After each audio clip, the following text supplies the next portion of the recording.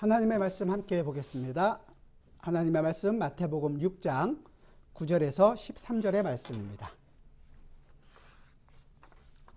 하나님의 말씀 마태복음 6장 9절에서 13절 하나님의 말씀을 귀 기울여 들어주시기 바랍니다.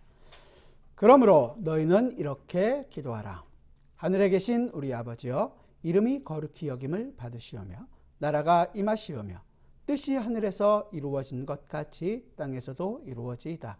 오늘 우리에게 일용할 양식을 주시옵고 우리가 우리에게 죄 지은 죄를 사하여 준 것 같이 우리 죄를 사하여 주시옵고 우리를 시험에 들게 하지 마시옵고 다만 악에서 구하시옵소서. 나라와 권세와 영광이 아버지께 영원히 있사옵나이다. 아멘. 아멘.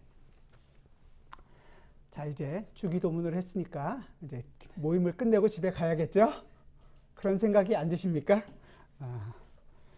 사실 이 주님께서 가르쳐 주신 기도, 너희는 이렇게 기도하라 라고 하는 이 주기도문은 이렇게 어떤 우리가 기독교적으로 모여서 성경 공부를 하든지 아니면 구역 모임을 하든지 이런 모임을 하고 끝낼 것이 마땅치 않을 때 주님 가르쳐 주신 기도로 마치고 끝내겠습니다 라는 것으로 사용하도록 우리에게 주어진 것이 아닙니다. 그렇게 되면 이 주님께서 왜 이 기도를 가르쳐 주셨는지 그 의미를 쉽게 잊어버리고 그냥 우리 마음대로 이걸 했으니까 집에 가자 이런 식으로 생각을 하게 된단 말이죠. 한 본문만으로는 사실 우리가 이 전체 내용을 이해한다는 것은 이것만 읽고 끝낼 수는 없단 말이죠. 왜냐하면 이 내용이 들어있는 본문이라는 게 있잖아요. 전체 텍스트 안에서 이걸 봐야죠. 그러니까 한마디로 해서 전체 문맥을 이해하면서 이것을 봐야 된다는 것입니다. 이거는 지금 마태복음 5장, 6장, 7장은 산상설교라고 우리가 지금 같이 살펴보고 있는 산상설교 그 내용이고, 예수님께서 산에 올라가 앉으시니 제자들이 나온지라 그들에게 가르쳐 이르시되, 가르치는 내용이란 말이죠. 한마디로 얘기해서 하나님의 백성에게 예수님께서 하나님의 나라를 설명하고 설교하고 계시는 본문입니다. 그 내용이 뭐였냐면 성도의 구원이 어떤 것인가. 우리가 생각하는 구원은 대부분 어떤 거예요? 내가 예수 믿고 죽어서 천국에 간다. 이걸 구원이라고 생각하는데 성경은 그걸 구원이라고 생각하는 것이 아니라, 그것이 구원이 아니라는 것이 아니라 그건 구원의 한 부분일 수 있지만 성경이 얘기하고 있는 우리의 구원은 우리가 어디서부터 옮겨져서 하나님의 나라로 옮겨져서 하나님의 백성으로 하나님의 나라를 세워가는 한 성도, 우리가 에베소서 공부하고 있잖아요. 그걸 교회라고 말씀드렸잖아요. 우리를 교회라고 말하는 그 모든 것을 구원이라고 얘기하는 것입니다. 그러니까 구원이란 무엇이냐? 그냥 죽어서 천당 가는 것이 아니라 하나님의 나라 자체를 설명할 때 사용하는 단어가 바로 이 구원이라는 것입니다. 그러니까 결국은 이것은 하나님께서 태초부터 시작해서 그 일을 이루어가고 있는 역사적이고 그 거대한 스펙트럼이 이 안에 포함되어 있다는 것입니다. 우리가 성경을 전체를 보면서 그 내용을 알게 될 때 하나님이 이렇게까지 우리를 생각하시는구나, 하나님의 은혜가 이렇게도 놀라운 거구나 라는 것을 알 때 무릎을 꿇게 되는 것이고 감격의 눈물을 흘리는 것이고 나도 이렇게 살겠습니다 다짐을 하게 되는 것입니다. 따라서 이 모든 내용들 속에서 지금 이 기도라는 것을 이해하셔야 되는 거죠. 이 기도라는 것 안에서 예수님의 기도 자체도 대제사장적 기도 아시잖아요. 요한복음 17장에서 있는 그 기도도 마찬가지고 하나님의 나라라는 것과는 뗄래야 뗄 수 없는, 항상 연관되어 있다는 것입니다. 예수님의 기도 자체가 하나님의 나라를 구하고 있는 거잖아요. 저희 교회가 설교를 하다 보면 이게 설교인지 성경 공부인지 좀 헷갈릴 때가 있다. 그게 장점이기도 하지만 단점이기도 합니다. 다른 장점이라 그러면 다른 윤리적인 것, 도덕적인 것 장구하게 설명하지 않고 그냥 성경을 딱 얘기하니까 좋다 이렇게 얘기하시는 분도 있고, 그러다 보니까 좀 딱딱하잖아요. 너무 드라이하다 이렇게 얘기하는 것도 있고, 이게 설교냐? 정말 성경 공부 아니냐? 이게 교회냐? 신학교냐?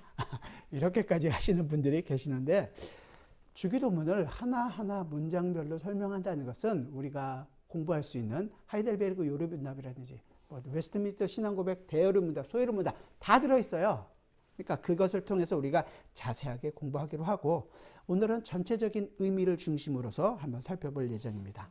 간구하는 6가지 간구가 있는데 그 6가지 간구를 다 살피는 것이 아니라 둘로 딱 나눠서 첫 번째 하나님의 나라, 하나님의 나라를 구했던 그 내용, 그 다음에 우리의 필요를 채워주는 간구에 대해서 다음 주에 살펴보려고 합니다. 기도라는 것은 여러분들이 이렇게 공부해서 배워서 그것대로 하는 것이 기도가 아니라 처음부터 우리의 존재와 굉장히 관련된 거예요. 하나님의 백성, 성도는 구원받은 백성, 성도는 반드시 기도하는 자입니다. 매일 매 순간 우리는 기도하는 자입니다. 아니 목사님 어떻게 우리가 매일매일 기도합니까? 밥도 안 먹고 기도합니까? 일도 안 합니까? 일을 하면서 기도합니다. 밥을 먹으면서 기도합니다. 지금 이 시간도 여러분들은 기도하는 자입니다. 마음을 다해서 말씀에 귀 기울이고 그 말씀대로 살기 위하여 여러분의 마음을 움직이고 생각을 움직이고 모든 것을 집중하고 계시는 겁니다. 왜냐하면 성도는 기도하지 않고는 살 수 없는 자라는 것을 알기 때문입니다. 나는 내 힘을 전혀 의지하지 않겠습니다라는 것을 아는 사람입니다. 하나님만을 의지하고 살겠습니다 라고 생각하고 다짐하고 있는 사람이기 때문에 우리는 항상 기도하는 자라는 것입니다. 그래서 지난 시간에 말씀드린 것처럼 기도하면서 낭만하지 않는 거예요. 그 존재라는 것을 알기 때문에 아버지와 내가 어떤 관계라는 것을 알기 때문에 낭망치 않는 것입니다. 아버지는 우리의 필요를 항상 필요한 것들을 그때그때 공급해주고 계시는 분이라는 것을 알기에 낭망하지 않는 거죠. 기도는 지난 시간에 말씀드린 것처럼 응답이 목적이 아닌 거예요. 하나님의 나라가 지금 내 속에서 이루어지고 있음을 알게 되고 그것 때문에 기쁨과 감격과 그 응답받은 목록 때문이 아니라 하나님이 나와 함께하고 계시며 하나님의 나라를 내가 오늘도 세워가고 있는 것 때문에 기뻐하는 거죠. 아직도 여러분들이 기도 응답이 목적이라면 안 됩니다. 그럴 수는 없죠. 만약에 그렇다면 어린아이와 같이 하나님께서 내 기도를 들어주셨습니다라는 것을 알게 하고 싶다면 여러분들 생각하세요. 아, 내가 아직도 어린아이와 같은 신앙을 갖고 있구나. 바울이 어린아이와 신앙을 갖고 있는 고린도 교회를 향해서 뭐라고 했습니까? 회개하고 돌이키라고 얘기합니다. 우리도 빨리 돌이켜야 하는 거죠. 그럼에도 불구하고 내가 아직 기도를 하고 있지 않다면 정해진 시간에 아니면 그때그때 기회가 될 때마다 기도하고 있다면 기도하지 않고 있다면 죄송하지만 여러분의 존재 자체를 다시 한 번 더 생각해 보셔야 됩니다. 하나님의 백성이 아닐 수 있습니다. 아니 나 혼자 맞다고 생각하면 회개할 수 있는 기회조차도 없는 거죠. 유대인들이 그렇지 않습니까?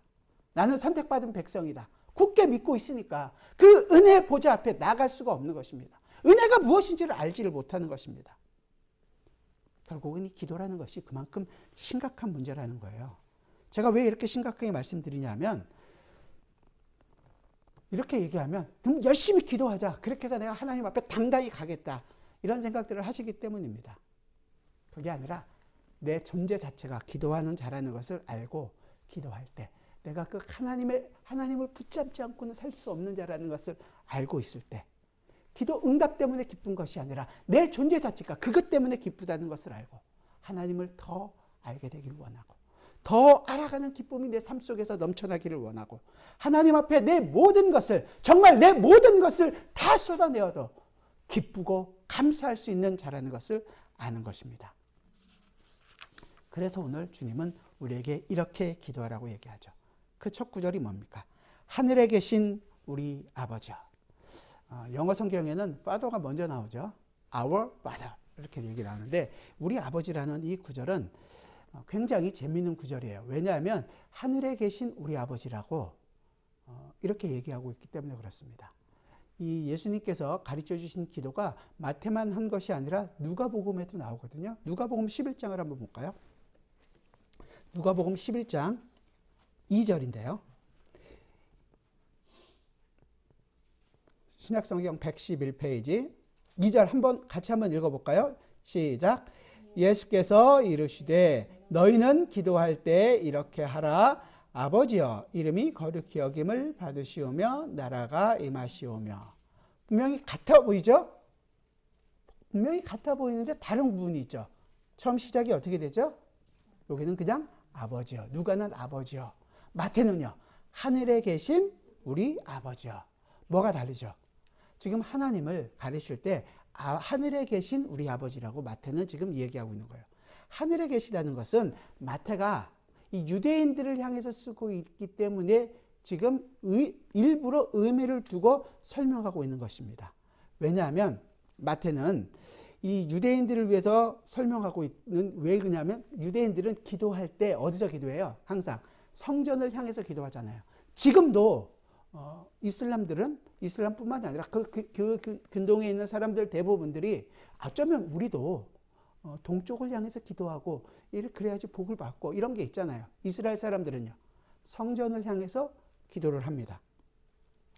그 성전을 향해서 기도한다는 그 마음이 있기 때문에 왜 그러느냐 찾지는 마시고 제가 읽어드릴게요. 이 내용이 이제 솔로몬이 성전을 지었잖아요. 성전을 짓고 봉헌을 하면서 기도하는 내용 중에 이렇게 얘기합니다. 열왕기상 8장인데요. 8장 30절에서 이렇게 얘기합니다. 주의 종과 주의 백성 이스라엘이 이곳을 향하여 기도할 때 성전을 향하여 기도할 때 주는 그 간구함을 들으시되 주께서 계신 곳 하늘에서 들으시고 들으시사 사하여 주옵소서. 그러니까 우리가 성전을 향해서 기도합니다. 성전을 향해서 기도할 때 하나님께서는 위에서 하늘에서 우리의 죄를 사하여 주십시오라고 얘기하는 거예요. 그러니까 성전은 하나님이 거하시는 곳인데 이 성전이 하나님이 거하시는 곳인데 27절에서는 뭐라고 얘기하냐면 솔로몬이 하나님이 참으로 땅에 거하시리이까 하늘과 하늘들의 하늘이라도 주를 용납하지 못하겠거든 하물며 내가 건축한 이 성전이 오리까. 그러니까 이 성전에 하나님이 계실 수 있다는 거예요? 없다는 거예요? 없다는 거죠. 그런데 왜? 이 성전은 하나님이 계시는 그 하늘의 모형으로 이 땅에 있는 것이고 원형은요 하나님이 계신 그 곳이 있다는 거죠. 그러니까 우리가 이 모형을 보고서 기도하고 있는데 하나님께서는 하늘에서 이것을 용서하여 주옵소서, 우리 죄를 사하여 주옵소서 이렇게 얘기하고 있는 거거든요. 그런데 지금 예수님이 기도하고 계시는 거예요. 하늘에 계신 우리 아버지요. 그리고 그 얘기는 뭐예요? 근데 예수님이 기도하고 계시는 그 장소에 성전이 있을까요? 성전이 없단 말이죠. 왜요? 바로 그 성전의 모형으로 보여줬던 예루살렘 성전이 아니라 그 모형의 원형이신 하나님의 나라 본체인 예수 그리스도 자신이 지금 이곳에서 기도하고 계시기 때문인 거죠. 성전이 내가 여기에 왔다. 자신이 성전이 참 오셨다는 것이 증명되는 것이 바로 하늘에 계신 우리 아버지여 라고 부르고 계신 예수님이라는 거죠. 자신이 지금 솔로몬이 지었던 그 눈으로 보이는 성전이 아니라 눈으로 볼 수 없는 하늘의 참 성전으로서 내가 지금 이 땅에 왔다. 이것을 지금 이야기하는 것입니다. 이 성전이 언제 완성되느냐? 우리 히브리서로 한번 가봅시다. 히브리서 8장입니다. 오늘도 어쩔 수 없이 왔다 갔다를 계속 하는데 히브리서 8장 찾으셨습니까? 자, 1절부터 제가 읽어드릴게요. 히브리서 8장 360페이지입니다. 1절. 지금 우리가 하는 말의 요점은 이러한 대제사장이 우리에게 있다는 것이라. 그는 하늘에서 지극히 크신 이의 보좌 우편에 앉으셨으니 성소와 참 장막에서 섬기는 이시라. 이 장막은 주께서 세우신 것이요 사람이 세운 것이 아니니라. 대제사장마다 예물과 제사 드림을 위하여 세운 자니 그러므로 그도 무엇인가 드릴 것이 있어야 할지니라. 예수께서 만일 땅에 계셨더라면 제사장이 되지 아니었을 것이니 이는 율법을 따라 예물을 드리는 제사장이 있음이라. 그들이 섬기는 것은 하늘에 있는 것의 모형과 그림자라. 분명히 얘기하죠. 이 땅에서 섬겼던 모든 것들은 모형과 그림자라고 얘기합니다.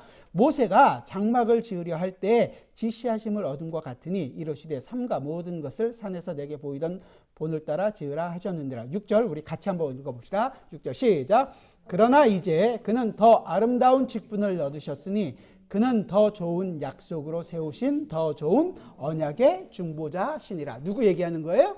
예수님 얘기하는 것입니다. 예수님이 지금 대중보자로서 그 일을 이루셨단 말이에요. 대제사장이 되셔서 자기 자신이 대제사장이고 자기 자신이 제물이 되셔서 이때까지 맡고 있었던 그 성소와 지성소를 맡고 있었던 휘장 커튼을 찢어버리시고 그 안으로 담대하게 여셔서 본인뿐만이 아니라 본의로 인하여 구원받는 우리까지도 담대히 그 지성소 안으로 하나님의 보좌 앞으로 나아갈 수 있게 하셨다라는 거죠. 그게 히브리서 그 9장에 계속 나오는데요. 11절 봅시다. 11절과 12절을 같이 한번 읽어봅시다. 시작.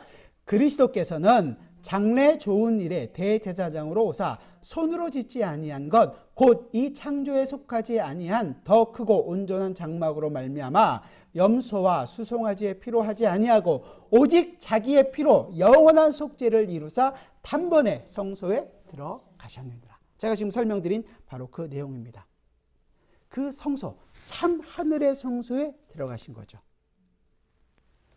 그래서 이제 우리가 그 예수 그리스도 안에서 우리도 어디에서 기도하는 거예요?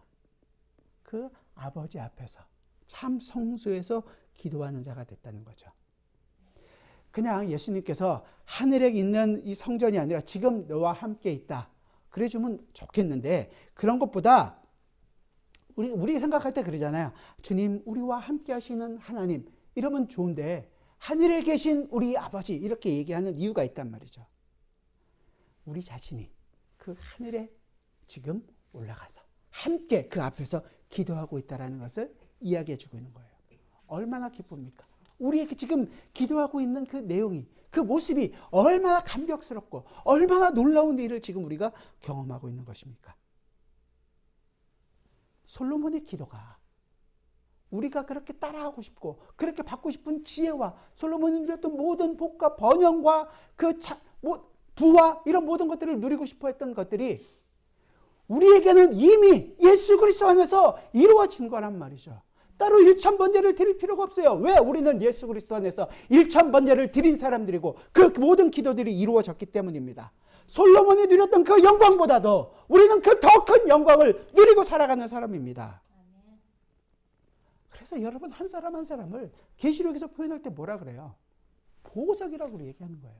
그냥 우리가 좋아하는 보석이 박혀있는 것이 아니라 우리 한 사람 한 사람을 그 보석처럼 여기고 보석으로 보시겠다는 거 아닙니까?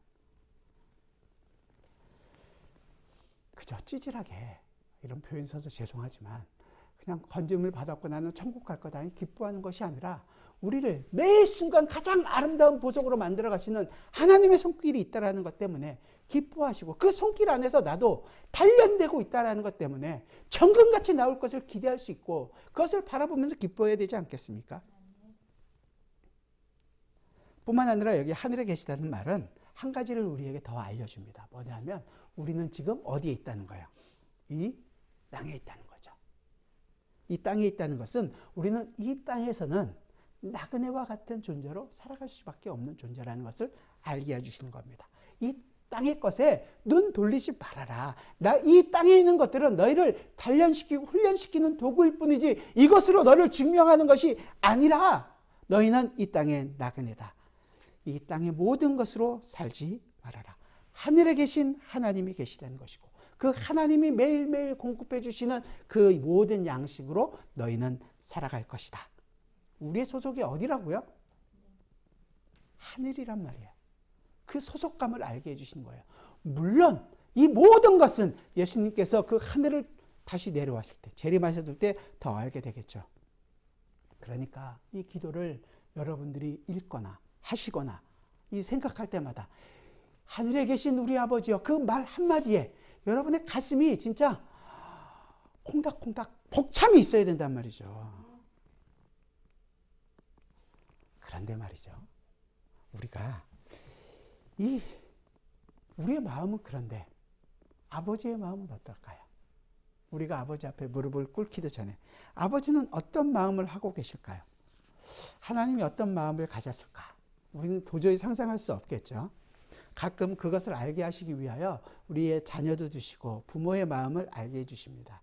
그래서 우리 자녀들이 좀 좋은 학교를 가든 좋은 직장을 얻든 아니면 사회에서 큰일을 하건 좋은 어떤 결과가 있으면 부모로서 좀 뿌듯하잖아요. 그런 긍지가 있잖아요. 반대로 언제 가슴이 아픈가요? 언제 걱정이 되나요? 실패하거나 아니면 건강이 좀 안 좋다는 얘기를 듣다거나 자녀에게 가장 힘든 순간이 있을 때 자녀만큼 부모들도 함께 아파합니다. 그럼 아파하는 것뿐만이 아니라 어떻게 할까요? 그 자녀의 문제를 해결해 주려고 어떻게 해서든지 노력하지 않겠습니까? 하나님의 백성에게 가장 힘든 순간이 있을 때 하나님은 과연 무엇을 할까요?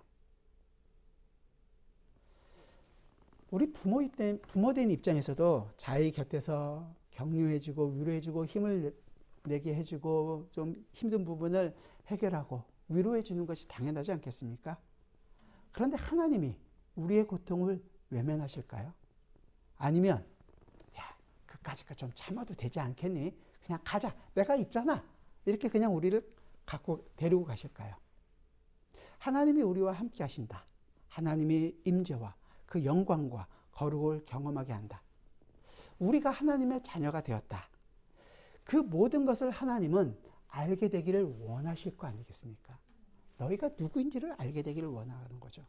더 나아가서 하나님이 지금 너와 함께 하고 있으며 너와 함께 눈물을 흘리고 너와 함께 고통당하고 있다는 것을 생각하게 할 뿐만 아니라 영원한 하나님의 나라에서 너를 기쁨으로 맞이해 줄 것을 준비하고 있다는 것을 알게 해주시는 것입니다.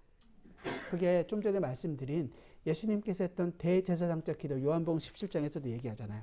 아버지께서 내 안에, 내가 아버지 안에 있는 것 같이 저들도 우리 안에 두사. 우리 안에 있게 해달라는 거죠. 그 영광과 거룩 안에 함께 있게 해주기를 원하시는 것입니다. 그분과 교제하고 그분과 대화를 나누며 그분의 위로를 받으며 그러면서 하나님이 누구시고 하나님이 얼마나 우리를 사랑하시는 아빠인지 알게 하기를 원하시는 것입니다. 구약의 모세가 경험했던 여호와로라 여호와로라 자비롭고 은혜롭고 노하기를 더디하며 인자와 진실이 많은 하나님이라. 그 하나님을 알게 되기를 원하는 것입니다. 제가 설교를 준비하면서 작년에 나왔던 신문이 좀 생각이 났어요.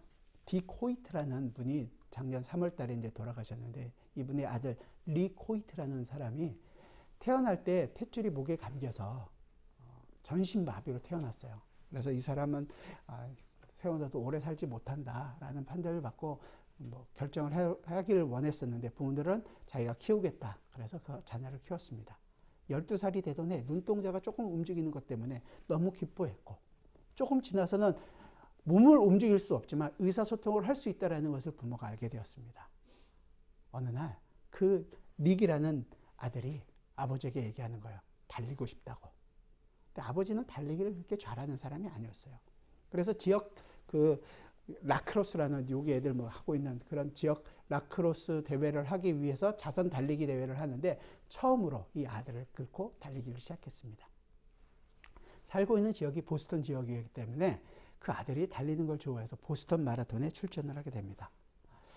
모든 사람들이 어떻게 달릴 수 있느냐고 얘기했죠.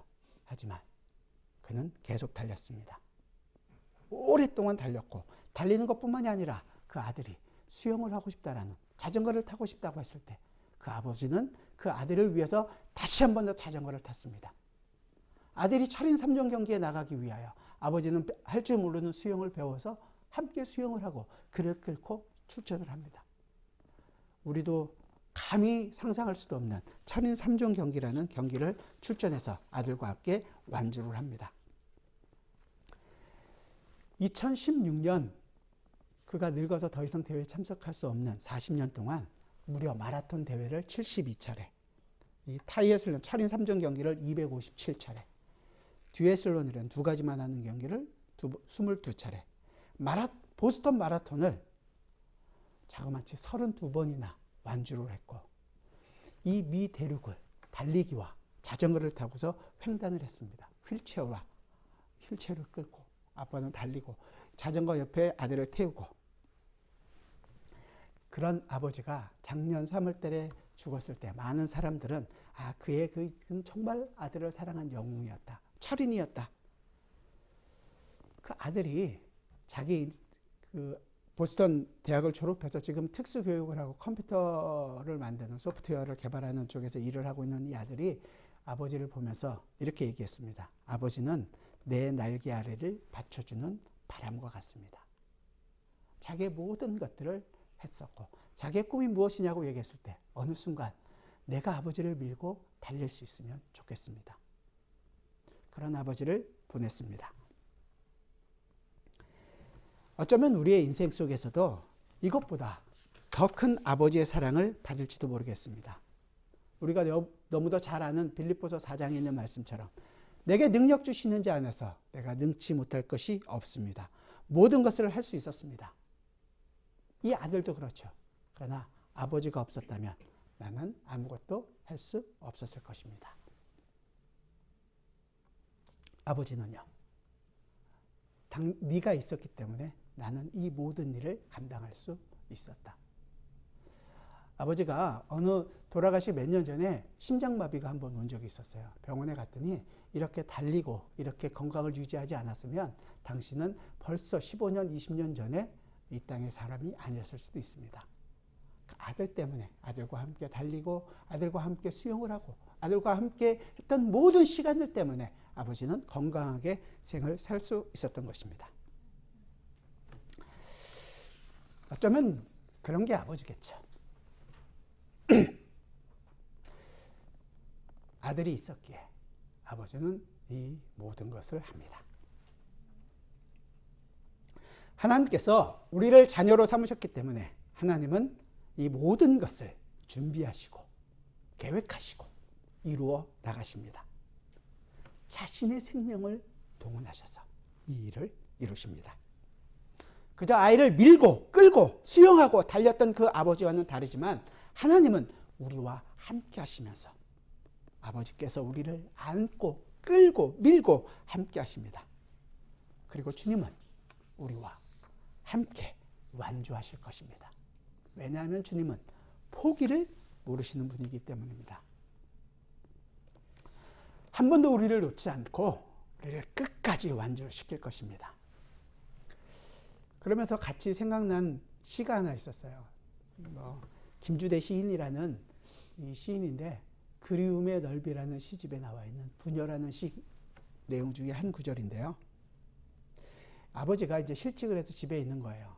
근데 덩달아 이 딸도 좋은 대학을 졸업하고 직장을 다니다가 직장 생활도 이제 그만두게 되고 어쩔 수 없어서 알바를 하고 있는 것입니다. 알바를 하고 있는 딸이 저녁 늦게 들어오는 거죠. 그러면서 이렇게 써요. 알바 끝내고 새벽에 들어오는 아이의 추운 발소리를 듣는 애비는 잠결에 귀로 운다.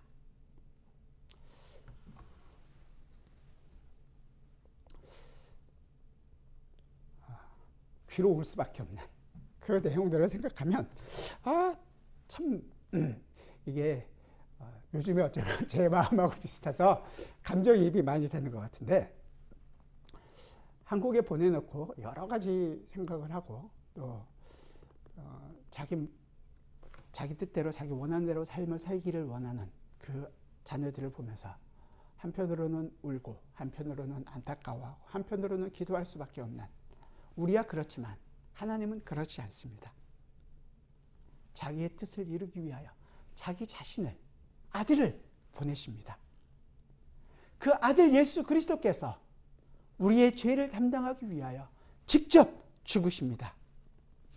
아들은 아버지의 마음을 너무도 잘 알기에 그 일을 이루어 가십니다. 은혜롭고 자비롭고 노하기를 더디 않는 아버지, 그 인자와 진실이 풍성하신 아버지라는 것을 알기 때문입니다.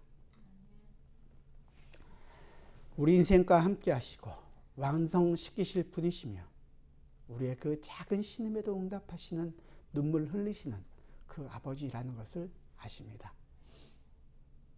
우리의 마음 다 아시고 아파하고 눈물 흘리시는 우리보다 먼저 울고 계시는 그 아버지, 바로 그분이 우리 아버지고 우리가 기도할 때 그분을 아빠라고 너무도 사랑스럽게 부르고 나아가게 됩니다. 우리의 기도가 정말 한순간에 멋지게 바뀌어서 성경을 절절절절 하면서 기도할 수 있는 것은 아닐 수 있을지 모르지만 이 기도가 그 아버지를 바르게 알고 정말로 마음껏 목청껏 부르며 그 아버지 부모 안에서 자유롭게 정말로 깔깔거리며 모든 것을 이야기할 수 있는 그런 자리가 됐으면 좋겠습니다. 나를 정말로 잘 아시는 그분 앞에서 내 눈물을 아시고 내 마음의 상처를 아시고 나의 모든 것들을 그 인생의 탄식의 소리들을 알고 계시는 그 아버지 앞에, 나의 작은 시름에도 귀 기울이시는 그 아버지 앞에, 우리가 그 아버지 앞에 우리의 모든 것을 다 내어놓을 수 있기를 바랍니다. 지금 우리는 그 아버지 앞에 나와 있는 것이고 그 아버지께 기도하고 있기 때문입니다. 예수님께서는 그 아버지께서 이름이 거룩히 여김을 받으시오라며 기도하기를 원하십니다. 우리가 아는 대로 시편 기자의 기도처럼 하나님 그 영광을 우리에게 돌리지 마시고 모든 영광을 아버지께서 받으시옵소서. 우리가 아닌 하나님께 영광을 돌리는 거죠. 우리 안에 바로 그 하나님의 이름이 거룩히 여김을 받기를 원한다라는 기도가 있어야 할 것입니다. 왜냐하면 하나님이야말로 옳으신 분이시며 하나님이 정하신 길은 항상 옳다는 것을, 그 공의를 이루시는 분이라는 것을 알기 때문입니다. 그래서 그 말은 사실은 우리로 하여금 우리 자신을 낮추고 우리를 연약한 가운데서도 그 우리에게 잊혀진 여러 가지 일들로 말미암아 힘들어하기도 하시고, 하지만 그 일들 속에서 하나님이 원하시는 하나님의 이름, 하나님의 영광, 하나님의 그 거룩을 나타내도록 하시겠다는 것입니다.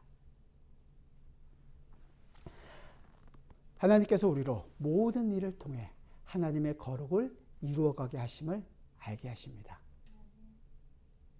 하나님은 우리로 하나님의 거룩한 찬송이 되게 하시려고 오늘도 우리를 이 자리에 이끌어 가십니다. 여러분의 인생을 매 순간 이끌어 가십니다.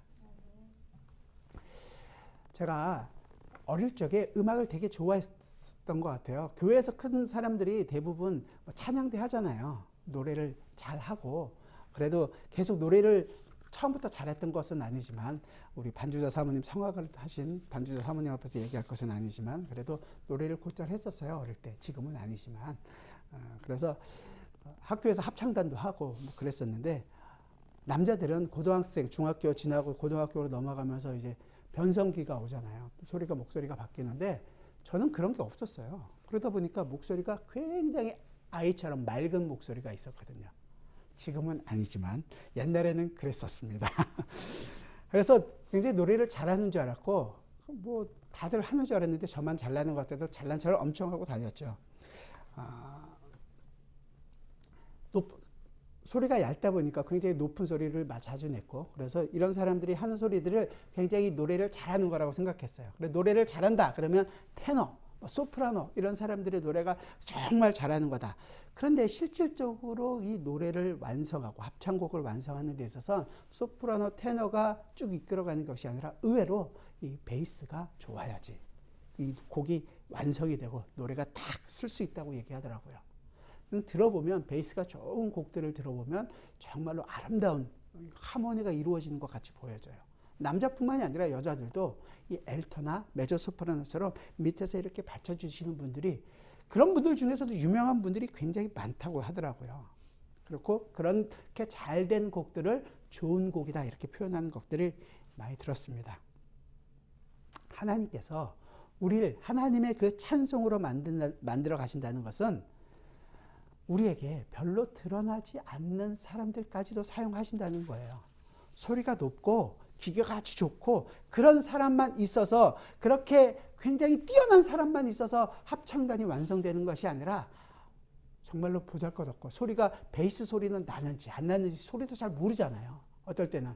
그런데도 그런 소리를 저 밑에서 받쳐주고 있는 그 한 사람 한 사람들을 살려가시면서 그 사람 때문에 곡 전체를 완성해 가신단 말이죠.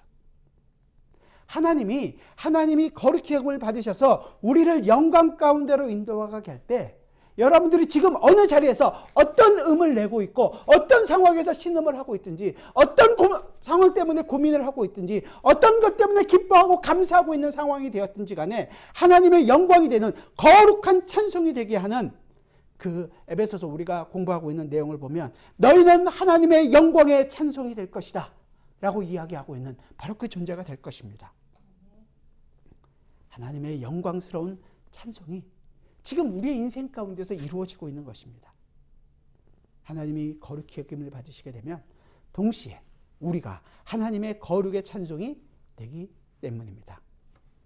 우리는 지금 비록 낮은 자 같으나 사실은 하나님의 가장 아름답고 가장 거룩한 찬송이 되기 때문에 우리의 기도 역시 하나님 앞에 거룩한 찬송이 되는 것입니다. 여러분은 어떻게 하나님을 거룩하게 하시겠습니까? 거룩하신 하나님을 어떻게 거룩하신 분으로서 여러분의 인생 속에서 나타내 보이시겠습니까? 거룩하셔서 더 이상 거룩하실 수 없는 그분을 여러분은 어떻게 여러분의 인생 속에서 함께 그것을 참여하시겠습니까? 저는 여러분의 기도가 아버지에 대한 마음이 쏟아지게 될 때 그 아버지가 정말로 멋지고 정말로 세상에서 어떤 것으로 비교할 수 없으며 가장 영광스럽고 모든 사람으로부터 존경받는 자라는 것을 알게 될 때 그 아버지야말로 엄지손가락을 치켜 세울 수 있지 않겠습니까? 나의 자랑이라고 얘기할 수 있지 않겠습니까? 그 하나님이 나의 아버지라는 것을 여러분의 삶 속에서 여러분의 인생으로 증명해내야 하지 않겠습니까? 여러분의 그 수많은 기도 제목 속에서 이번 한 주간 아니 여러분의 인생 속에서 이 아버지를 더 깊이 더 풍성히 알게 되기를 원합니다. 여러분이 무릎을 꿇고 기도하기를 원합니다. 그 아버지의 거룩을 내가 더 알기를 원합니다. 나와 함께 이 길을 걷고 계신 그 아버지를 알게 되기를 원합니다. 오늘도 나를 그 영광과 거룩으로 이끄시는 아버지를 알게 되기를 원합니다. 그리고 마지막으로는 나는 어떻게 하나님의 거룩에 참여할 수 있을까요? 내 모든 삶이 하나님의 거룩에 참여하게 한다는데 그럼 나는 지금 뭘 할 수 있을까? 내가 과연 그 거룩을 알 수나 있을까? 주님, 저는 정말로 할 수 없는 부족한 사람입니다. 주님, 그 거룩 때문에 내가 오늘 저 사람을 용서하겠습니다. 그 거룩이 내 인생 가운데 있기 때문에 저 원수 같은 저 인간을 향하여 내가 사랑한다고 고백하고 나의 손을 한 번 더 내밀겠습니다. 네, 그렇습니다. 그 거룩이 나와 함께하기에 주님 내 인생에서 참을 내겠습니다. 인내를 경험하겠습니다. 이런 기도가 우리 인생 가운데 나타나기를 바랍니다. 그리고 오늘 세 번째 마지막 기도가 있죠. 우리 10절을 같이 한번 읽어볼까요? 본문 10절 같이 읽어봅시다. 시작. 나라가 임하시오며 뜻이 하늘에서 이루어진 것 같이 땅에서도 이루어지이다. 우리의 마지막 기도 역시 하나님의 나라가 임하기를 기도하는 것입니다. 하나님의 나라가 임한다는 것이 뭡니까? 하나님의 나라가 뭡니까? 바울이 얘기한 것처럼 의와 평강과 거룩에 있지 않겠습니까? 그 나라가 우리에게 임하게 되면 하나님의 위로와 하나님의 격려와 하나님의 기쁨과 하나님이 우리와 함께 하시는 그 참된 평강이 우리에게 임하게 되면 정말로 우리는 무엇으로도 감당할 수 없는 세상 어떤 것으로도 감당할 수 없는 하나님의 백성이 되지 않겠습니까? 내 욕심, 내가 원하는 평강, 나만의 누릴 수 있는 안정된 생활, 내 인생의 길, 그것이 아니라 하나님의 나라의 길, 하나님의 뜻, 하나님의 의와 그 평강과 거룩이 내 인생 가운데서 이루어지는 그 기쁨을 맛봐야 하지 않겠습니다. 여러분의 모든 삶 속에서 이 하나님의 나라가 어떻게 임하게 되고 그 역동적으로 하나님의 나라가 우리 속에서 나타나게 될지를 기대하기 바랍니다. 여러분의 삶 속에서 가정에서 직장에서 사회에서 이 하나님의 나라가 매 순간 나타나게 되기를 바랍니다. 주님께서 지금 기도를 하려고 우리에게 가르쳐주고 있지 않습니다. 이 전반부 세 가지 하나님의 이름이 거룩히 여김을 받으시오며 나라가 임하시며 뜻이 하늘에서 이루어진 것 같이 땅에서도 이루어지다. 이 기도를 통해서 우리의 기도가 중심이 아니라 하나님의 나라가 중심이 된 기도를 해야 된다는 것이고 우리의 기도는 우리 것을 얻기 위한 수단이 되는 것이 아니라 사실은 이 하나님의 나라가 내 속에서 이루어지고 있다는 것을 그것을 경험하고 있다는 것을 기도해야 된다는 것을 얘기해 주고 있습니다. 그래서 이 하나님의 나라가 임한 것에 대한 그 싸움을 자꾸만 우리가 안 싸우니까 여러분들 얘기하는 거예요. 뭐 한 5분 하면 기도할 게 없네요. 그 싸움을 싸우셔야죠. 피 터지게 싸운 그 상처들이 있어야지 주님 어떻게 했으면 좋겠습니까? 붙잡을 수라도 있을 텐데 싸우질 않으니까 기도할 게 없다고 얘기하는 것입니다. 그럴 수 없습니다. 여러분의 모든 상황에서 이 싸움은 시작되었습니다. 하나님의 나라의 거룩과 하나님의 나라가 지금 우리 안에서 우리로 이 땅의 것과 싸워 이겨가고 계십니다. 그 싸움을 경험하십시오. 그래서 여러분의 무릎이 꿇리기를 원합니다. 오늘도 하나님의 나라 백성답게 만드신 하나님의 손길은 우리를 향해서 쉬지 않습니다. 그래서 우리의 삶이 돌이키게 되고 하나님의 나라로 매 순간 살아가게 될 것입니다.